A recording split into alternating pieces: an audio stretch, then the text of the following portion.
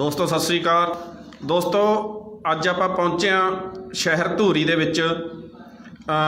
Mister Jagjit Singh ji retire inspector, ਅਤੇ ਦੋਸਤੋ ਇਹਨਾਂ ਨੂੰ ਕਿਸੇ ਨੇ ਰੇਨਾਟਸ ਨੋਵਾ ਕੈਪਸੂਲ ਯੂਜ ਕਰਨ ਵਾਸਤੇ ਦਿੱਤਾ ਸੀ। ਇਹਨਾਂ ਨੂੰ ਕਾਫੀ ਪ੍ਰੋਬਲਮਾਂ ਸੀਆਂ ਅਤੇ ਯੂਜ ਕਰਨ ਤੋਂ ਬਾਅਦ ਉਹ ਬਿਲਕੁਲ ਅੱਜ ਠੀਕ ਨੇ, ਅਤੇ ਅਸੀਂ ਇਹਨਾਂ ਨੂੰ ਅੱਜ ਮਿਲਣ ਆਏ ਹਾਂ। ਅਤੇ ਦੋਸਤੋ ਇਹਨਾਂ ਦੀ ਜ਼ੁਬਾਨੀ ਸੁਣਦੇ ਹਾਂ ਵੀ ਇਹਨਾਂ ਨੂੰ ਕੀ ਫਾਇਦੇ ਹੋਏ ਨੇ ਅਤੇ ਕੀ ਪ੍ਰੋਬਲਮ ਸੀ। ਹਾਂਜੀ ਜਗਜੀਤ ਸਿੰਘ ਜੀ। ਸਭ ਤੋਂ ਪਹਿਲਾਂ ਸਤਿ ਸ਼੍ਰੀ ਅਕਾਲ ਜੀ। ਮੈਨੂੰ ਸਭ ਤੋਂ ਪਹਿਲਾਂ ਹਾਰਟ ਦੀ ਪ੍ਰੋਬਲਮ ਸੀਗੀ। ਹਾਰਟ ਦੀ ਪ੍ਰੋਬਲਮ ਦੇ ਨਾਲ ਜਿਹੜਾ ਹੈਗਾ ਸੀ ਮੇਰੇ ਤੋਂ ਤੁਰਿਆ ਘੱਟ ਜਾਂਦਾ ਸੀਗਾ। ਜੇ ਤੁਰਦਾ ਸੀ ਸਾਹ ਬਹੁਤ ਜ਼ਿਆਦਾ ਚੜ੍ਹਦਾ ਸੀ ਅਤੇ ਕਈ ਵਾਰ ਸਿਰ ਨੂੰ ਵੀ ਜ਼ਿਆਦਾ ਚੱਕਰ ਆਉਂਦੇ ਸੀਗੇ। ਫਿਰ ਇਸ ਸੰਬੰਧੀ ਮੈਨੂੰ ਮੇਰੇ ਦੋਸਤ ਲਾਭ ਸਿੰਘ ਨੇ ਦੱਸਿਆ। ਇਹਨਾਂ ਨਾਲ ਮੈਂ ਸਾਰੀ ਆਪਣੇ ਦੁੱਖ ਵਾਲੀ ਗੱਲਬਾਤ ਕੀਤੀ ਜੀ।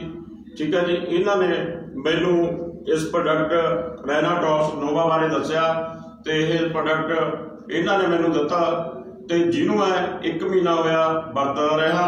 ਵਰਤਣ ਤੋਂ ਬਾਅਦ ਹੁਣ ਮੈਂ ਤੁਰ ਫਿਰ ਵੀ ਚੰਗੀ ਤਰ੍ਹਾਂ ਸਕਦਾ ਅਤੇ ਮੈਂ ਗਰਾਊਂਡ ਦੇ ਵੀ 4-5 ਚੱਕਰ ਲਾ ਦਿੰਦਾ ਅਤੇ ਪੌੜੀਆਂ ਵੀ ਚੜ੍ਹ ਸਕਦਾ, ਅਤੇ ਕੋਈ ਵੀ ਮੈਨੂੰ ਹੁਣ ਨਾ ਸਾਹ ਦੀ ਨਾ ਕਿਸੇ ਚੱਕਰ ਦੀ ਕੋਈ ਪ੍ਰੋਬਲਮ ਨਹੀਂ ਹੈ।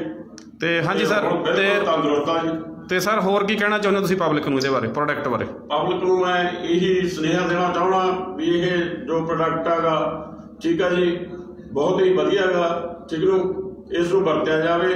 ਕੋਈ ਵੀ ਜਿਹੜੀਆਂ ਸਰੀਰ 'ਚ ਬਿਮਾਰੀਆਂ ਨੇ ਗਈਆਂ ਉਹਨਾਂ ਨੂੰ ਇਹ ਦੂਰ ਕਰਦਾ ਗਾ। ਠੀਕ ਹੈ ਜੀ।